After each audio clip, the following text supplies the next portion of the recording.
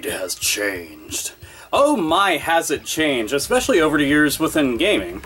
It's a lucrative business for many people out there, especially the big-time publishing companies that have all the keys to the kingdom in terms of what franchises that they've had for decades now that are household names, frankly, amongst gamers and even non-gamers alike. Metal Gear Solid just so happens to be one of those things, and Metal Gear Solid unfortunately seems to be a victim of microtransactions. Probably one of the only words any self-respecting gamer does not want to fucking hear before the inevitable release and purchase of a major game that they plan on getting and enjoying the living fuck out of. Microtransactions, as many of us know, really are just nickel and diming the living shit out of somebody because, well, they can. And to do it on major releases makes the most amount of sense because that's where you're going to net the most money. And the most backlash, but, you know, dollars and cents versus complaints and unhappy fans.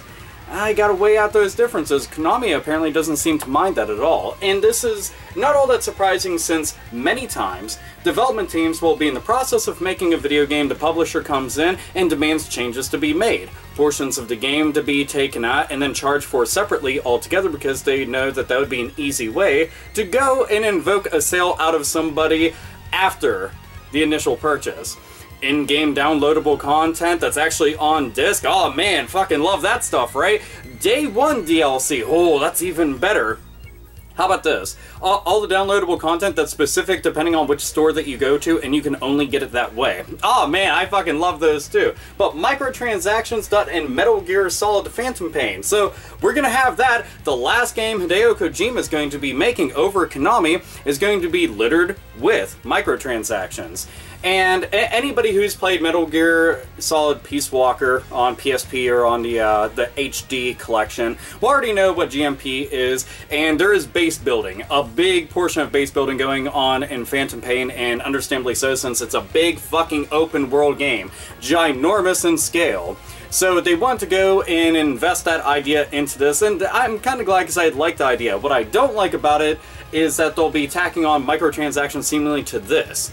And we don't even know what else there's going to be. You know, if you want to go and fast travel around the entire world, oh, that's going to cost extra money. Why? Oh, who the fuck knows? Hey, do you want some extra rations, or do you want some new weapons or some kind of bullshit like that? That's going to cost extra money.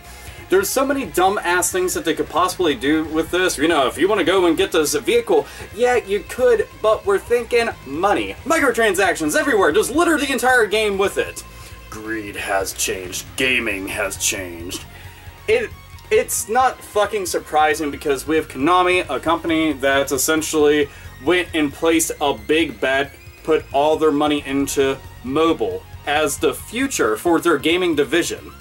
You know, they've got their hands on a lot of different things right now, but gaming seems to be the last thing on their mind. And whenever it comes to that, they look at mobile as the future. So why not apply many of the things that you see in mobile games? Microtransactions are so fucking commonplace in free-to-play games on mobile. They figure, hey, this could work on a gigantic platform. We know that there's been a thunderous fuck-up that has been known the world round when it came to big console manufacturers and third-party manufacturers and game companies out there that have done this same exact thing to their titles. But we should follow in their footsteps.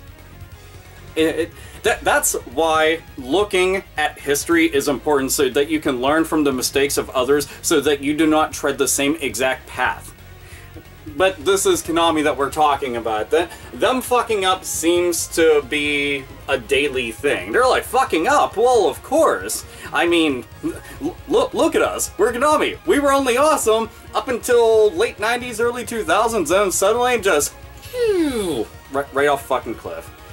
God damn. So, microtransactions, I already know that any of the white knights and defense committees out there who were just like, you can't say something bad when talking about Metal Gear, but I'm not. I'm not talking shit on Metal Gear, so get your head out of your fucking ass, clean the shit out of your ears, and listen for a spell. Oh man, that'd be fucking something else, wouldn't it? And for anybody out there that's going to say that tried and true, well, nobody's putting a fucking gun to your head and demanding that you do it. No one is. No shit, Sherlock. Glad that you decided to go and bring that kind of fucking thought process up to the forefront, but allow me to go and dissect it and break it apart for you. Nobody is putting a gun to anybody's head to go and purchase any of these things, but this isn't exactly the best approach to go with whenever you're taking a game, designing it in a specific way, and then making it difficult to go and do some of those things, so then putting this shit out there is going to be a no fucking brainer. So it's just charging people additional money. You should not be defending this kind of crap. If you love and enjoy a franchise and a company so fucking much and they start doing stupid shit like this, what the fuck does it say about you whenever you decide, oh man, I'm gonna go and support all those crappy ass decisions? Because being a yes man is what you're all about, right? Such a fucking fanboy that you're blind, can't see anything, right? Fucking Christ, man. And that's what gets me, is that this is a business tactic that only fucks a consumer, and then you have consumers defending it. I don't fucking understand the mentality of some people like that, but I'm like, you know what? How about this? It's your fucking money, but I sure as shit am never going to be coaxed into doing something like that. Hell, as a matter of fact, the only way that I'll be playing Phantom Pain, the only way, is if I get it used. The only way. I don't want a single one of my fucking hard-earned dollars ever going towards any kind of Konami products until they fix their shit and realize they done fucked up. Because supporting that kind of crap, supporting that kind of bullshit, nah.